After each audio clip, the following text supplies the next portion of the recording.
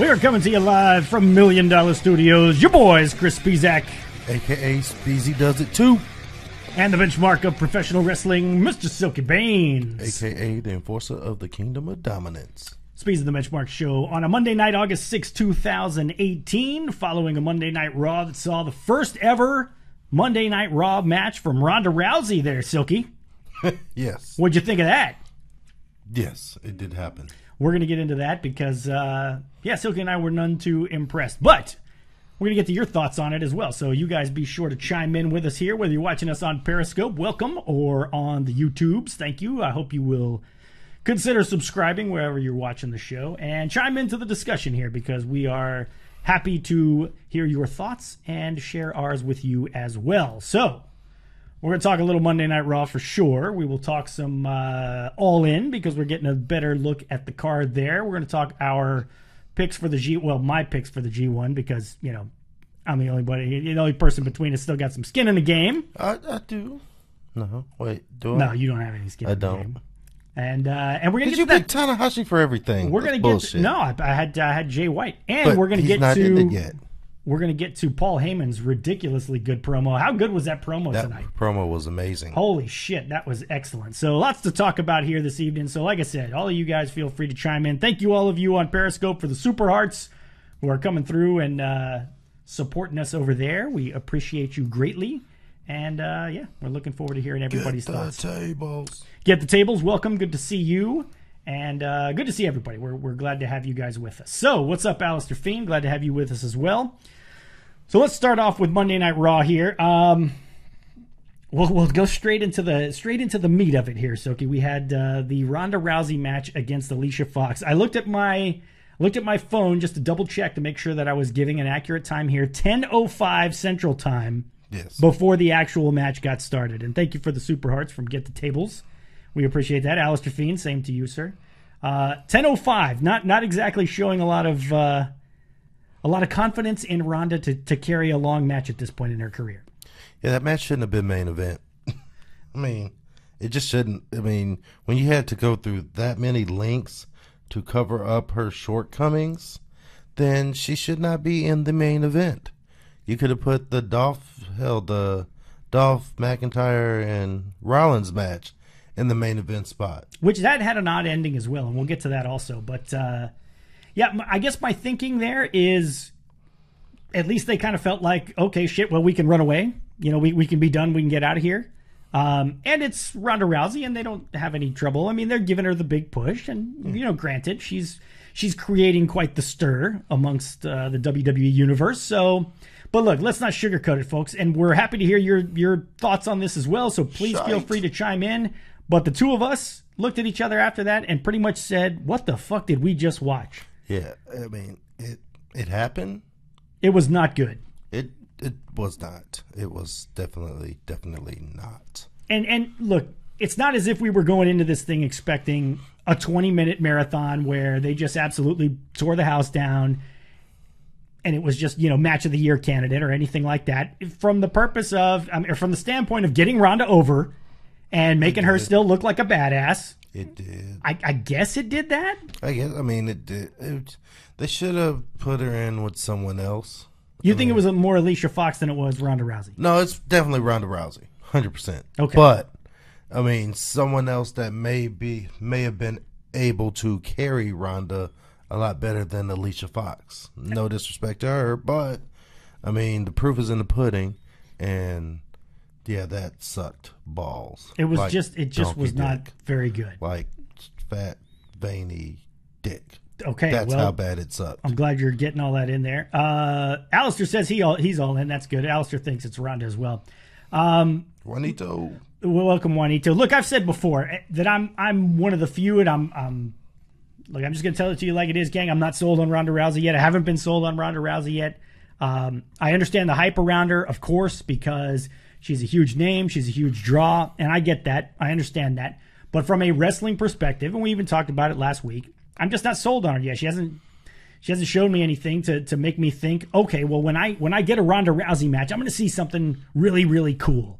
And I really want to tune in and make sure that I catch that because it's going to be really cool and I'm going to enjoy it. I haven't seen that yet. I haven't seen anything from Ronda Rousey that says, holy shit, I got to tune in and see Ronda Rousey. Other than the fact that it's a novelty right now. It's shit that I haven't seen before. It's an attraction. And maybe that's, instead of pushing her as like a full-fledged part of the women's movement and shit, they need to treat her like an attraction. Sparingly use her. Now, which is what I would suggest. But another thing that I've been saying, and I'm curious to hear your thoughts on this as well, is she going to eventually end up being one of these quote-unquote part-timers where the fan base is going to turn on her? Because I can totally see that happening. I don't see that happening. I see her staying with it as long as she wants, but I see once she's done, she's done. Like, I don't see her taking time off to do UFC. I think once she decides to go look other places for entertainment, then she's just going to fully immerse herself into that. You saw it with UFC. She fully immersed herself into that. And then when that started, going on the downhill, she went to WWE, and she has fully immersed herself into that. Yeah, she's got a movie coming out though too. I mean, she did that Mark Wahlberg movie coming out. Mile 22. Mile 22. There you go. So I mean, but those can be done. Sure. But I just don't see, and I think that was done before like WrestleMania. So it was done before she actually was there. It was shot full-time wrestling. Yeah, it was shot a long time before. That's fair enough. Welcome to I Love Budweiser's, and Brooke, good to have you with us. Glad to see you. Brooke disagreeing with all my wrestling takes throughout Raw tonight, so I'm sure we'll hear about that. It's like football. It's preseason for Ronda. I guess you could say that to a certain extent, but it's game time. There is no preseason for wrestling, so she kind of it's like WrestleMania, and she went from the Super Bowl to the fucking AFC Championship game now with SummerSlam. I mean, it's your two of your biggest events, so. What do you give the chances of her and Alexa Bliss being able to put on a solid match for SummerSlam? I give it a good chance. You give it a good chance? Because I like Alexa Bliss. Thank you. I Love Budweiser for the Super Hearts. We appreciate that very much. Thank you. And welcome to Ringside Rant. Thank you for sharing this. I hope you guys who are just joining us will continue to share this with your followers. And like I said, if you're on YouTube, give us a like over there. And if you are watching this after the fact, sorry, I just wanted to get this out there. Leave us some comments, gang, on the YouTube channel, because we always want to hear your thoughts after the fact as well. But I think Alexa can carry, and she has enough heat to where she can get this match over with minimal interaction and still make it entertaining to watch. They don't have the pressure of main eventing. Yeah, they don't have that pressure of main eventing.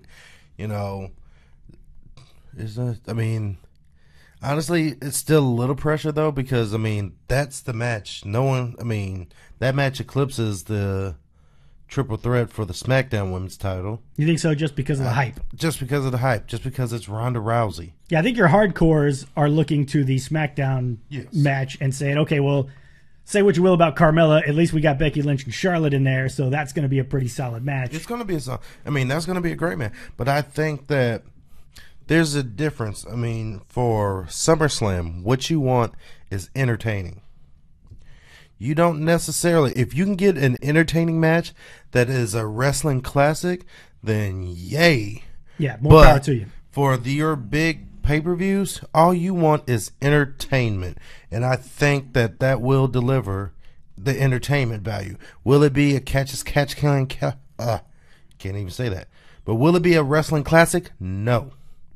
But will it leave you at least entertained that you watched it and not regretting that you watched it? Yes, that's my call. And I think Alexa has done enough to make herself look like the chicken shit.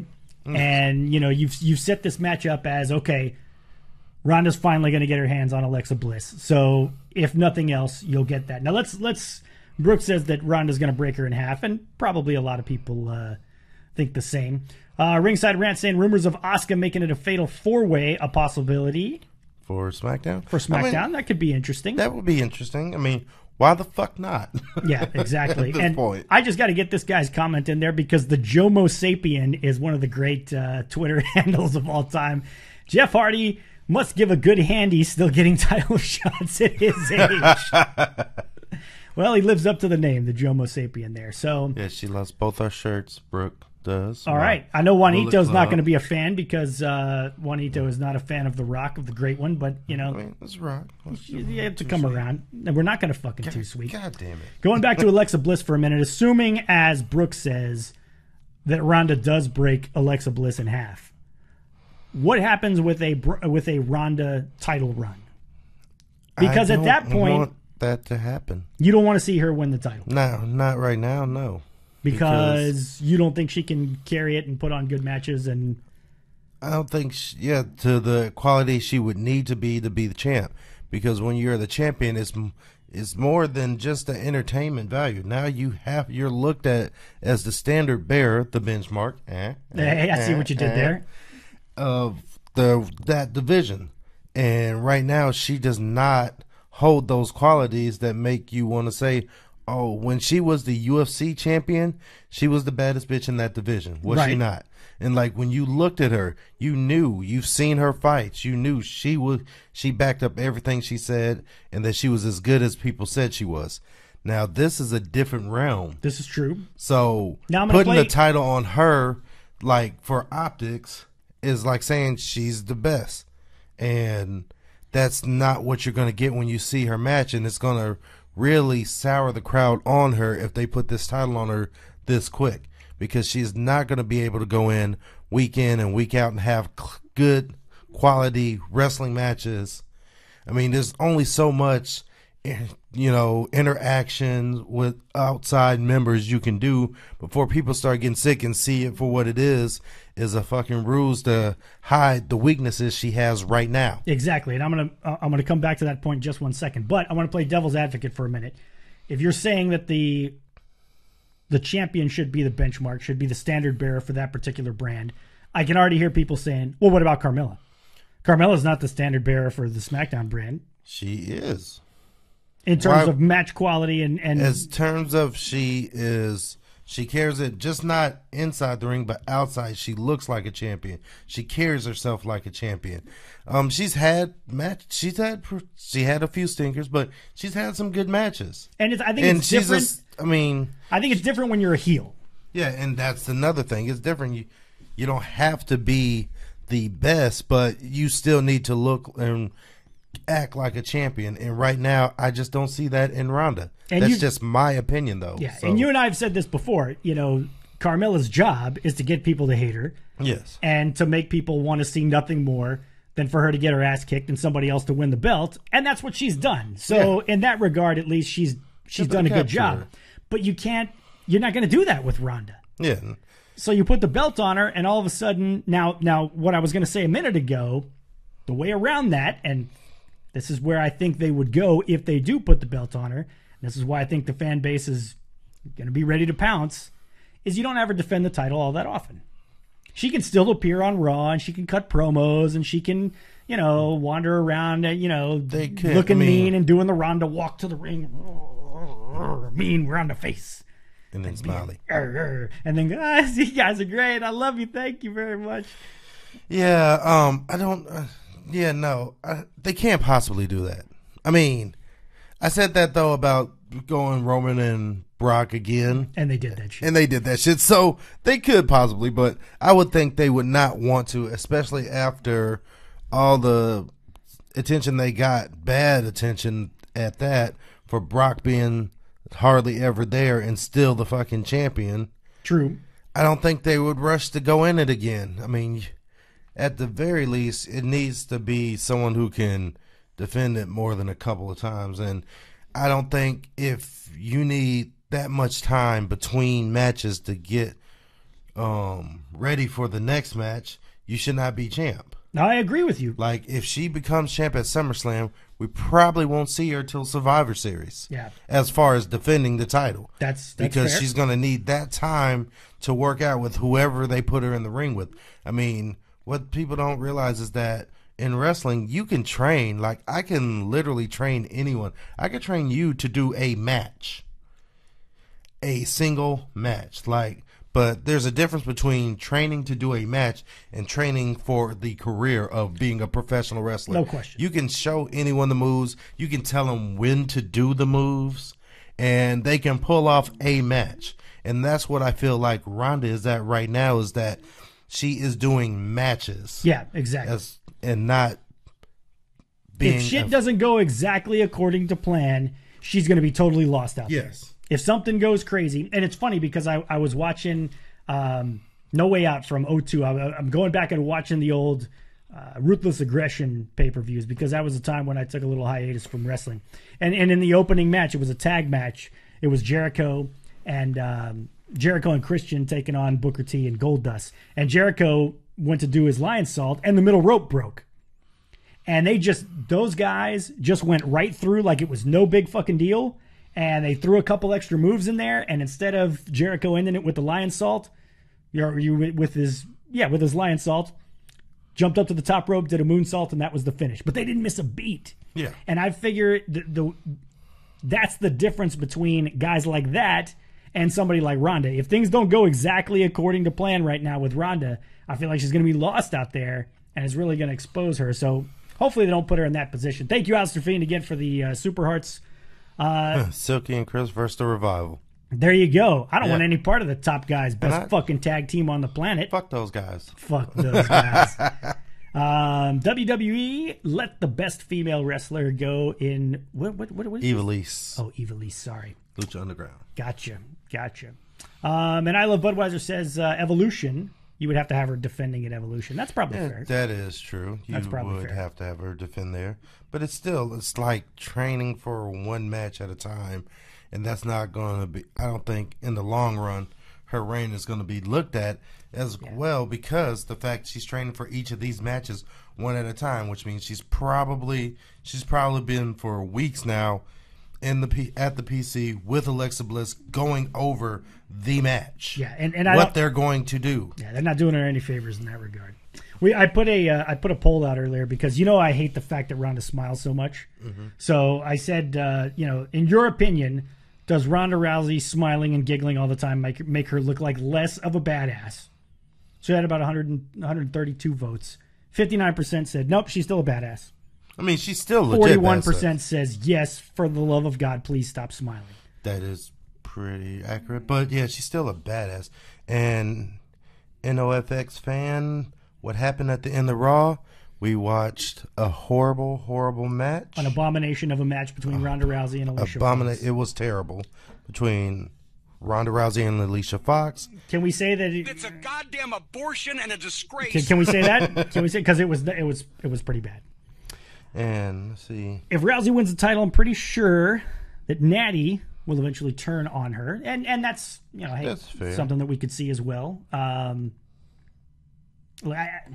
I don't know. I hope they don't put the title on her, just because I think it's an inordinate amount of pressure for somebody in her situation, number one.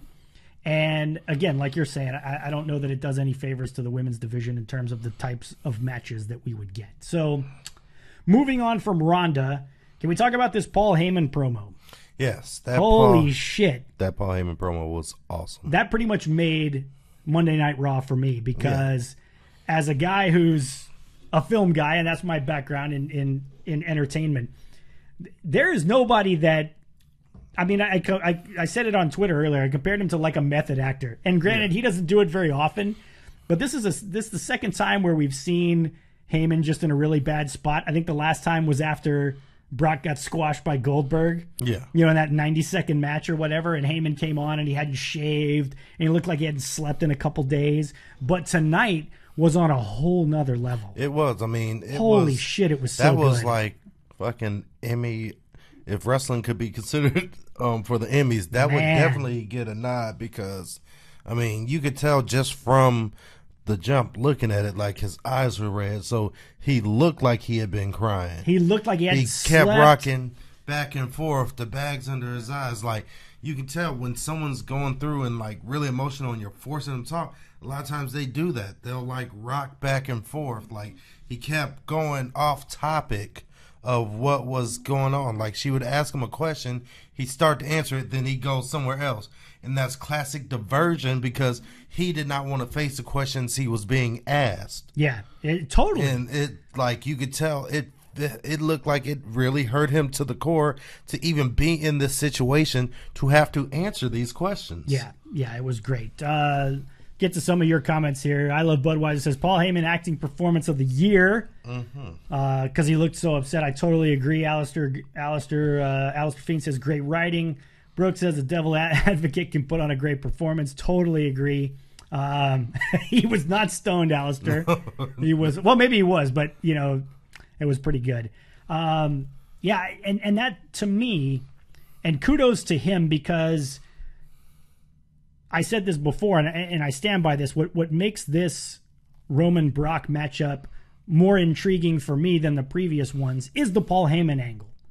Is now that it because now we've got that going along with it, because people are starting to ask, myself included, you know, is this the end for Brock? And if so, what happens to Heyman? Or does Heyman turn on Brock and side with Roman Reigns? You know, is that the ending that we see? Or is this all an elaborate fucking work where Heyman comes out and he screws Roman Reigns over to keep the title on Brock Lesnar? And that could happen as well. That could happen as well. We just don't know, but it does add a little bit of interest to, like, we've got to watch to find out what happens. Totally agree. If you weren't into the match, which everyone knows I really wasn't, but now I'm kind of interested to see, if no more than like for watching a car wreck, you know, you have to look at it to see, and it might actually be enjoyable. Well, and here's the thing, you know, as far as compelling characters go, in terms of, you know, promos and things like that, there's no question that Paul Heyman is head and shoulders ahead of Roman Reigns and Brock Lesnar. So in that regard, I want to see where that character ends up. Yeah. And so since we've seen the match, we've seen the steel cage match, we've seen one-on-one matches, we've seen it get interrupted by Rollins with the Money in the Bank thing. We've seen him in a fatal four-way that we saw at SummerSlam last year, which was a superb match. I don't really know what more they can do in the match to make it interesting, but now that you've added this element to it, to me, you know, it takes something that could have just been a recycled thing and makes it a lot more interesting. Yeah, it makes it fresh more. Now, a lot of the discussion, and we're seeing it here on the comments as well, is surrounding this Money in the Bank match, because you've got Strowman with Money in the Bank. Mm-hmm. You've spoken about it quite a bit, about how he shouldn't have it. Strowman shouldn't really have it in the first place. Yes. KO's got the shot to win it, and are we potentially going to see a cash in at SummerSlam? I'm thinking, honestly, they're going to go left to center, because everyone's expecting someone, either Strowman or Owens, to cash in. And I think they're going to go left to center and not have a cash in. That's just my opinion, because it's one of those, like, everyone's expecting it. Let's hit it, give it to them when they're not expecting it. So I think no matter who wins, which I think I would put it on Owens, just because, like I said before, his character is more conducive to having that kind of advantage and totally agree. Chicken shitting his way into the title than Braun Strowman. Like, I'll say it until I'm blue in the face, he'll lose all credibility as a big man if he chicken shits his way and cashes in Money in the Bank on Lesnar or whoever the fuck is champion right after, and not take it to an actual match. So let's get to you guys, Alistair Fiend and NOFX fan. Both of you guys have got Braun cashing in. Do you guys think that it hurts his reputation as the monster and as a badass if he cashes in? Because I'm going to be honest, I pretty much agree with where you're coming from. I mean, you and I have talked about this on the show before. If you guys have been with us, you probably heard us talk about it. Strowman doesn't really need it. When we did our show where we picked our Money in the Bank, you know, picks, I remember saying, if you're looking at this just from a sheer wrestling standpoint, Braun Strowman should fucking run all over these guys, and he should win the match. Now, we didn't think it was actually going to play out that way. We did not. But when it did, you go, okay, well, he's a fucking monster. Of course he should have killed everybody. But, you know, again, when you look further down the road and you start playing the tape forward a little bit, you say, okay, well, do we really want to put the belt on this guy by having him run in at the end of a match where two guys are totally exhausted and getting a pinfall that way? No, I mean, he doesn't need to. If Braun Strowman still has this Money in the Bank contract after SummerSlam, it should be nothing more than, or he should not cash in unless he's going out to the ring, and I don't care if it's that night. If he just says, I'm cashing in my Money in the Bank briefcase tonight in the main event for a one-on-one match. I want Roman Reigns or I want Brock Lesnar, whatever. Boom. That's the only way that he does not lose face and lose his status as that big man, is to do it that way. He doesn't have to wait till like the next pay-per-view or anything like that. He just needs to come out and say, I don't need to, as a guy that's like 6'10", almost 7 feet tall, fucking 300 and something pounds. He does not need to wait till someone's exhausted. Right. He can beat the shit out of anybody. Right. He's flipped over, God's sakes. He fucking flipped over a porta potty with Kevin Owens in it. He's flipped over several trucks. He flipped over a stage tonight with 3 motherfuckers on it. True. Why the fuck does he need to wait until someone is tired to cash in? It makes no sense, and it loses all credibility for him. Yeah. And OFX fan says last person to cash in, to set up a date for a cash in was John Cena. We talked about that as well. But I'm with you. And another thing I don't want to see happen, and regardless of where you stand on Roman Reigns, whether you're a pro-Roman or anti-Roman guy, we've been there and done that with Reigns finally winning it and then getting cashed in on right away. Yeah. Like we had that shit happen with Sheamus before. Yeah, 5:15. And, you know, it was... Yeah, so that was... So, I mean, if anything... Well, it's one of these... This show is going to be very contingent on... There's a lot of matches that are, like, intertwined. Where if you see one, you're probably not going to see the other.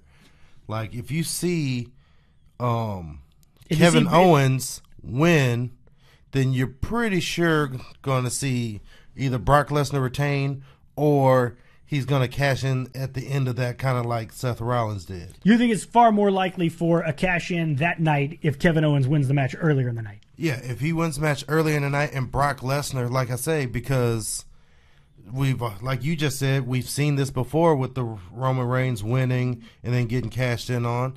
So if Brock Lesnar retains or they wait until the end, I see that happening. But, you know, if Braun Strowman wins and Roman Reigns wins, I don't see a cash in there. Yeah, I don't see a cash in really with Braun that night, no matter who wins, because it just doesn't. It wouldn't make sense to do it on Roman. The only one that really, if you're gonna have to do it, it would have to be Brock Lesnar. Yeah, I could see. That's what I was gonna say. Now, if Brock retains, then I could see Strowman maybe doing the cash in thing, just because Brock never fucking shows up. So the fact that he's actually there and you have the opportunity to cash in on him, so be it. You guys see my dog walking around the back. What's going on, Bailey? She just likes coming in and hanging out for the show. So the fact that Brock's actually in the building, if he wins the belt, then give him a shot. We'll see what happens. So another odd finish earlier in the night where we had Seth Rollins in a 2-on-1 match against Drew McIntyre and Dolph Ziggler. Odd because, number one, you had Tyler Breeze come up and offer to be in the match. And a lot of people, myself included, thought that'd be kind of cool. See Tyler Breeze in it. You just mentioned it on our last show about how Tyler Breeze needs to go back to, you can do the comedy gimmick outside the ring, but when you get in the ring, it's time to start kicking ass. It would have been cool to see that. And we get Roman Reigns was going to come in there, and then they said, no way, Roman's not going in. I think a lot of people were preparing for maybe a Dean Ambrose comeback, for Dean Ambrose to show up. We didn't get that. Nobody fucking showed up. Which they said at the beginning. Like, they did say at some point. Like, we know it's not going to be Dean Ambrose. Yeah. But why did no one come out? That was my question kind of too. Shitty as a person. Like, damn, nobody got his back. Yeah. Not at all. Like, no one felt sorry for the ass whooping he was getting. To like, oh, you know what? I'll run it there. No. Yeah. It was just like, fuck that guy. No, he got nothing. 4 black guys can't get us home. Someone got to see the drive. And they were so concerned about, we got to protect Roman because we got to protect the main event for SummerSlam. Yeah. Well, what about your Intercontinental title potential match. Intercontinental title champ there getting on a 2-on-1? Fuck him. He can go out there and go 2-on-1. That's fuck fine. that guy. So it wasn't just the fact that nobody came out, but it was also the finish to that match seemed kind of awkward. There was a spot where Rollins jumped off the ropes. I can only assume McIntyre was supposed to catch him, and they both kind of fell awkwardly, so that was kind of weird. And then it just seemed to end kind of abruptly when Ziggler hit Rollins with a super kick, and that was it. And there was no big ooh-ah from the crowd after the super kick because we see the fucking super kick all the time. Yeah. And it's never a finisher. Well, it is kind of his finish now. He's fully adapted it. Has he? Yeah. Is that his thing now? Pretty much. We're not getting zigzag. We're not getting famoussers. We're not getting... Well, you get all of that shit, but generally he uses the super kick as a finish. I was just... it seemed like an awkward finish to me, and I wondered... Somebody else mentioned online that Rollins looked like he might have hurt himself. I certainly hope not. Yeah. Because I don't know if you guys saw anything. Those of you that are checking us out live, let us know what you think there. But if you saw something that maybe it looked like Rollins hurt himself, that would be fucking disastrous. Yeah. If we lost him at this point. So, not a lot of other happenings on Raw. Decent enough show. We moved some storylines forward. Tyler Breeze, yes, Stupid Cole had to announce that. I'm telling you, he'll be on SmackDown Live. That's what Brooks says as far as Dean Ambrose goes, I would assume. And how's it a mystery if Cole knows Dean is not in the match? That's another thing. And I Love Budweiser thinks that Ambrose is going to come out at SummerSlam. Anyway, I did see a report on Twitter earlier today. I can't recall a particular site, but that an Ambrose return is imminent at this point, that it could be any time now. So hasn't used the zigzag in a long time. Yeah, I wondered about that because I hadn't seen it. So moving right along, let's talk a little All In here because you and I were talking about that earlier. We got another match announcement today, or at least one that I know of that I saw earlier in the day was Christopher Daniels going to take on the Green Arrow himself. The Green Arrow himself, Stephen Amell. I can't even say that without laughing. Silky and I were kind of thinking, as far as tenured members of Ring of Honor go, it doesn't get much better than Christopher Daniels. It doesn't. And he gets the fucking actor. Yeah. The guy that's been in the ring a couple times. Wasn't really feeling that. Now, you made the comment earlier, and I'm not going to try to put you on the spot because I agreed that the All-In card very underwhelming. Is not looking as spectacular maybe as the hype of the show would have you believe. Is that a fair assessment? I'm not going to say it's a bad card because it's not a bad card. It's not a bad card, but the hype and the selling out in less than 30 minutes and the hype that it was getting before they even had a match announced. And then it was okay, there's the Aldis and Cody match for the world title. That's interesting. What are they going to do after that? It's Okada versus Skrull. And you're well, odd pairing, but still should be a good match. Let's talk about that one. Well, we'll come back to that in a minute. Finish that thought. And then it just started progressively really going downhill as far as the matches. They're great. These are all great people and great workers, but this is a regular Ring of Honor card or really not even Ring of Honor, just any indie card. If you had in USA, it reminded me a lot of dated card here because let's talk about because one of the first, if not the first match announcement that we got was this Marty Scurll Okada match. What do you think about Marty Scurll and Okada? I look at that match and I go, very entertaining. There's no fucking way that Okada shouldn't just fucking wipe the floor with Marty Scurll. I mean, now, that's he's not to say a crafty little fuck, bro. Yes, if you're going straight on one-on-one fight, yes. But if you take in his ring savvy, his joint manipulation, his just wrestling as a whole, he can break you down to his size. That's fair. And give himself an advantage. But yeah, on paper, Okada should dust the floor with him. But like I say, I think Scurll it'll be a great match. Yes, I think it'll be a good match. I kind of reacted the same way you did, where I said it's an odd pairing. It seemed like an odd pairing. Just want to get to one comment here. NOFX fan says, is it NoFX fan? I feel bad, saying your name wrong all this time. But he says, Barclays Center Twitter has Brock promoted for the day after Raw. So maybe that's why he doesn't see a title change. Yeah, that's... good. He could show up and use his rematch clause. Yeah, that is true. Wishful thinking, but... not going to happen. I hope. But I hope they didn't just fuck that up by doing that. That would be lame. I loved the idea, and I still love the idea, of the NWA title being on the line at All In. Because, number one, I grew up watching the NWA title. I grew up. Yeah. I remember one of the first matches that I walked in, and I wasn't really old enough to know about it at the time, but I remember my old man sitting down and watching the Harley Race and Ric Flair match, where Ric Flair finally won it in that steel cage match at Starrcade. And yeah, I remember just being blown away because, Ric Flair, of course, just gushing blood everywhere, and it was such a huge deal. And I grew up on that. You grew up on that. We're close enough in age to where, we remember world-class championship wrestling and that belt being around. So that belt meaning something again is very cool. Yeah, and the fact that, Cody has a chance to go down in history as the first ever father-son duo to hold the title. Which would be very cool as well. Very cool, and which I think, honestly, is going to happen because, no offense to Nick Aldis, he does not have the star power that Cody has. But the question becomes at that point, can the NWA get Cody for enough dates to... Because, listen, he's a Ring of Honor guy. He's a New Japan guy. But, and he can easily defend that title at those shows. So, or can he? That would be my question. Or at the very least, come out with the title. Hell, like when I was watching Best of the Super Juniors, it seemed like every fucking body came out with a title that had nothing to do with New Japan. Or you got Austin Aries coming out with, a whole shit ton of titles. We got the lag going again. Hopefully it'll catch up with us here. So hopefully you guys aren't seeing the lag here. It happens every once in a while with what we got going. So we've got the Aldis and Cody match going on.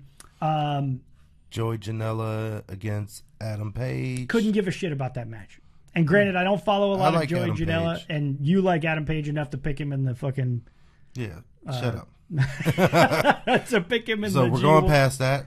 Yes. Golden Elite against Rey Mysterio, Bandito, and Phoenix. Which is going to be a very entertaining match. That's going to be a good match. Because you put the Bucks in any kind of tag match, 6-man tag match, 8-man tag match, whatever, those guys are going to bring it. So that's going to be good. They don't take a night off. Now, like the aforementioned Christopher Daniels and Stephen Amell, blah. Yeah, and so as I'm looking at this card, and I'm thinking to myself, and granted, look, I'm lay all the cards out on the table. I don't watch a ton of New Japan. I don't watch a ton of Ring of Honor. Most of what I watch, just because it's easier for me to access, is WWE stuff. Now, that's not to say I don't keep up with it. I do.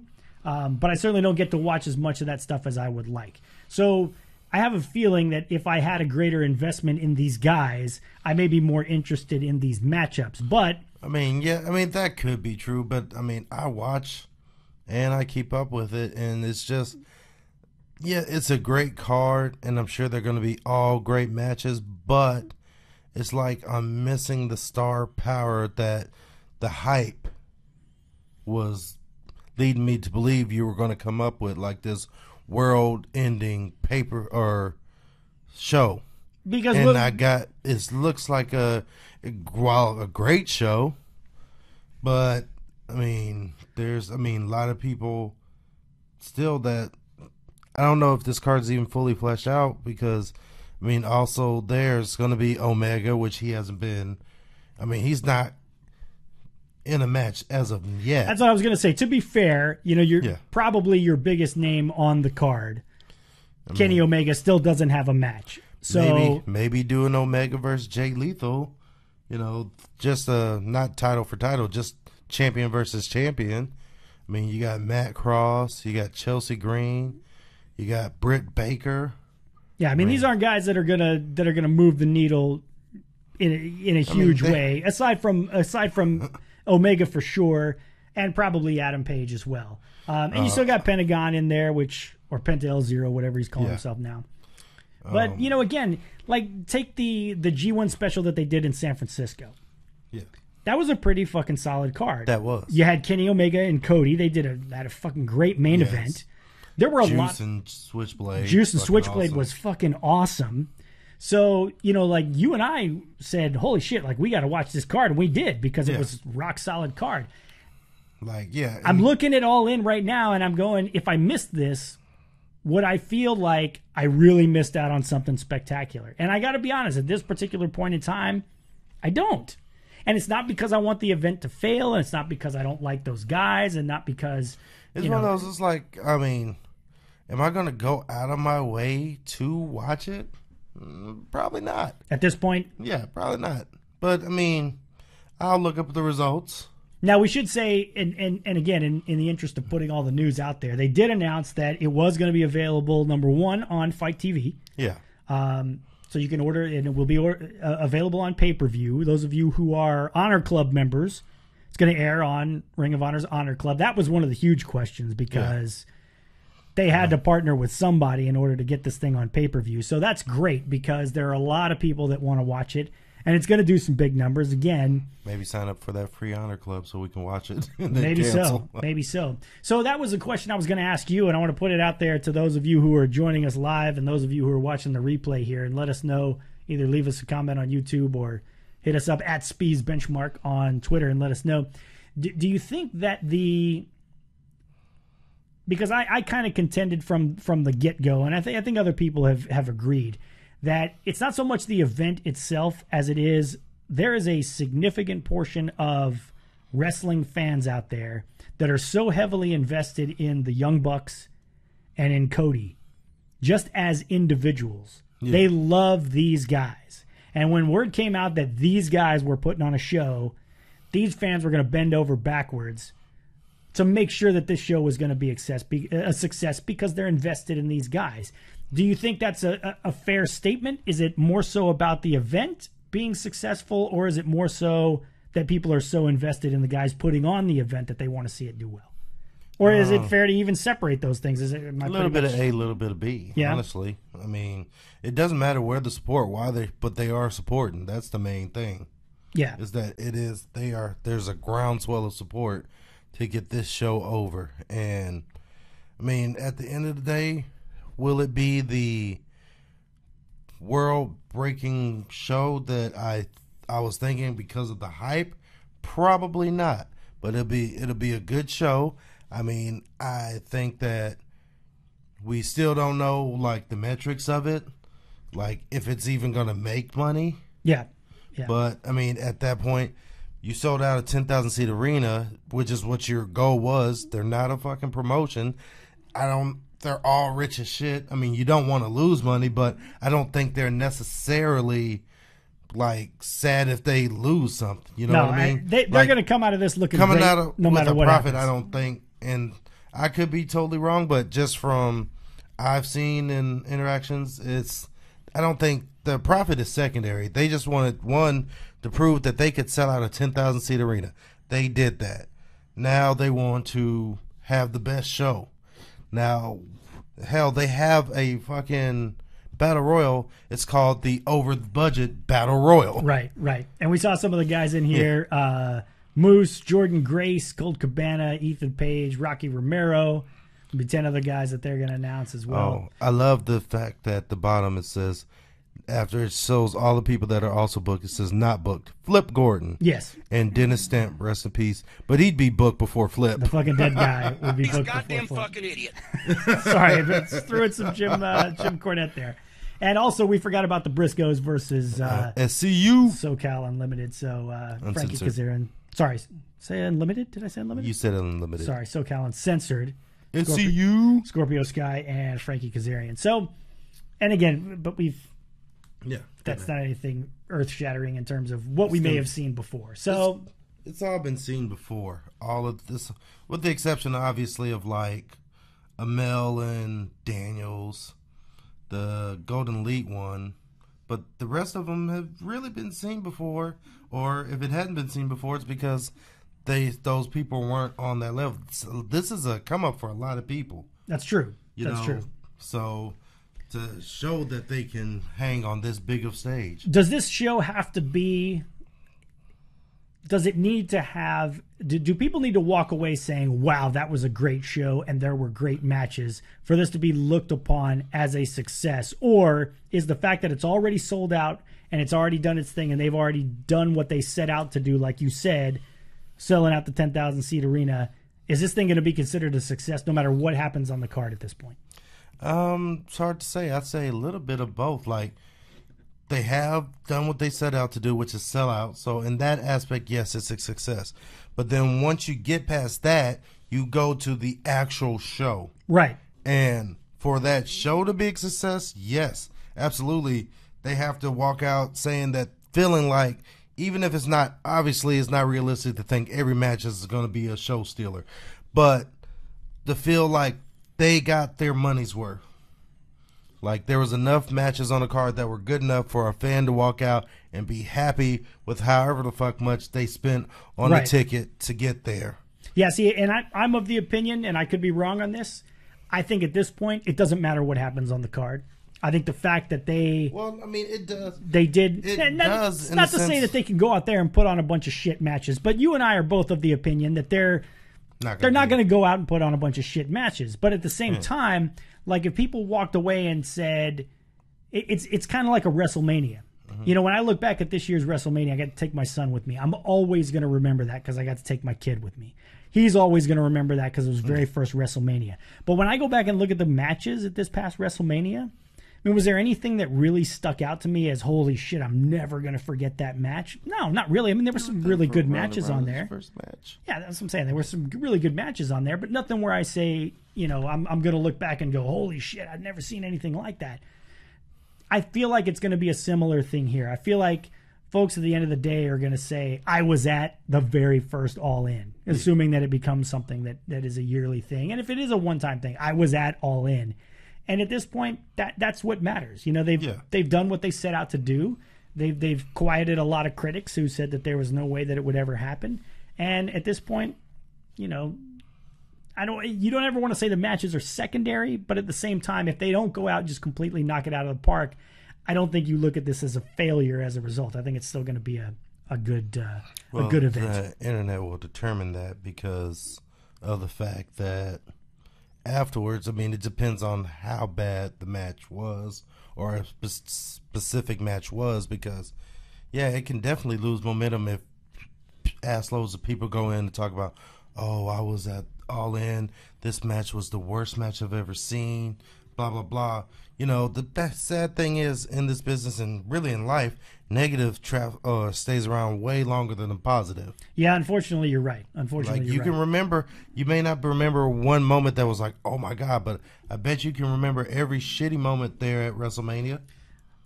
Yeah, and I will say, I was going to say, no FX fan says that if you're a promoter, you're going to be more concerned that it's sold out. If you're a fan, you're going to be more concerned about how good the matches were, and that's fair. And he also mentions Taker and Cena, which you were not a fan of. I will remember because the only other WrestleMania that I'd been to was 17 in the Astrodome, and that was when we had Biker Taker. So I had never gotten to see the actual with the flames and the whole big, you know, pyro Undertaker entrance. So yes, I'll definitely remember that. That was a big deal for me as well.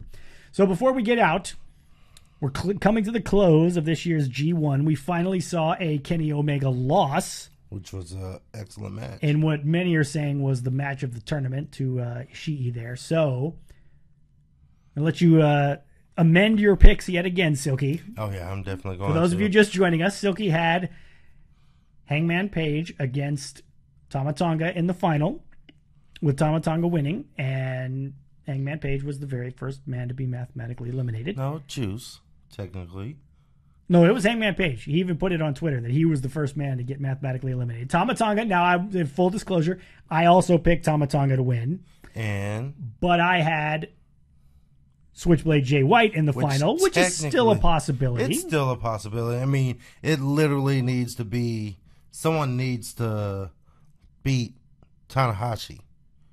And then he needs to win his last match. And as the Jay White Tanahashi match happened already, that was the first match. That was his first match, and Jay White beat him. So he needs, for this, it's convoluted as it may sound. Tanahashi needs to lose, and Jay White needs to win because then that would force a tie, and thus being a tie, since Jay White beat him, Jay White would go to the finals against more than likely Kenny Omega. More than likely not. I don't think so. You don't think so? I don't think so because, I mean, Jay White goes to the finals against Kenny Omega, then you're going to have to try to sell me that match again? Yeah. Or, even worse, Kenny Omega wins it. Does nothing. So, that's fair. I really think that Ibushi, because Ibushi is right on Kenny Omega's tail, and they wrestle the last match of the tournament. I was going to say, they've set it up beautifully for that Ibushi and Omega match to be a huge deal. I really think that Ibushi's going to beat him and play spoiler and knock him out because, one, you're going to have two non-Japanese people in the finals. They're probably not going to happen. I mean, and at the very least, you know, it would be more, I think it'd be more interesting. Jay White, two people that you could sell this match on two different levels and still it would be worthy to main event. Yeah, I think so too. Wrestle Kingdom, whether it be Jay White, which is what I would pick, right, or Ibushi, which in the short term I was like, you just did this whole thing. They're a group now. I don't think the fighting, they should do that. That's almost like going back into a Cody thing. Yeah, where agreed. Infighting. So it's got to be, if Jay White can make it to the finals, it's got to be Jay White winning the G1. Yeah, could be. And getting to one of our comments here, the other thing we got to take into account, and again, we're talking about it from a booking perspective as opposed to who do we think is going to win, who do we like, who are we rooting for. The rumors going around about Omega's foot, his heel, that he's got severe problems with the foot. That, obviously it hasn't been hurting him too much at this point because he's been doing very well. But yeah, he's been doing very well now. I mean, and if it is true, that could be even more reason why not have him in the final, give him some more time to recover. Because, you've got King of Pro Wrestling coming up, Invasion, all those shows, the G1 in, is it Long Beach again? They got a G1 coming in Long Beach in September. I know it's in California. Yeah, so you've got all these shows. Why not have him lose and drop another one so he can not be in the finals, so he could take the time off to relax? Or painkillers, as Alistair Fiend says. Painkillers. Painkillers work as painkillers. Well. I mean, that does work. All right, folks. Well, it's getting close to the time for us to get out of here. So we thank you all for joining us again. Thank you for the super hearts, everybody. Thank you for the comments. We always enjoy chatting with you guys. And if you're watching this after the fact, we hope that you will subscribe to the YouTube channel right below here. I'm going to get this pointing thing down sooner or later. tinyurl.com/Speez Benchmark. Go on over there and subscribe. Leave us a comment on the video if you're watching us after the fact and let us know what you thought. And we appreciate you guys joining us. We will be back on Thursday with a big announcement because we didn't announce it earlier in the show, and now it's kind of late. We don't want to, announce it now. But we scored a very cool interview in the coming weeks with a current champion in one of the major promotions. Get more buzz out there. Why not?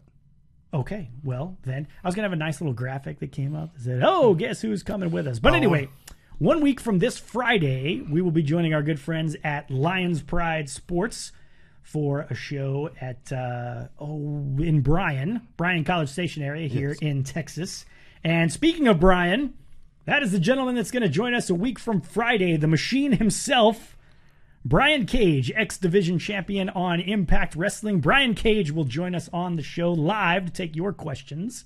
And so we hope you will join us for a very special edition of the Speez and the Benchmark show. That will be a week from Friday. We'll be pimping that out very much and getting the word out about that. So hopefully you guys will help us spread the good word and have a good showing for Mr. Cage. Silky, anything else you want to get out there before we get out tonight? As always, August 26th. Fury and Katie comes to the Elks Lodge. Watch me punch someone in the face several times and watch Chris count 3. Hopefully, I will do that because... Hopefully for me. For Silky to win the match. Yeah. Speez the Benchmark show. Thank you all for being with us. We'll see you next time.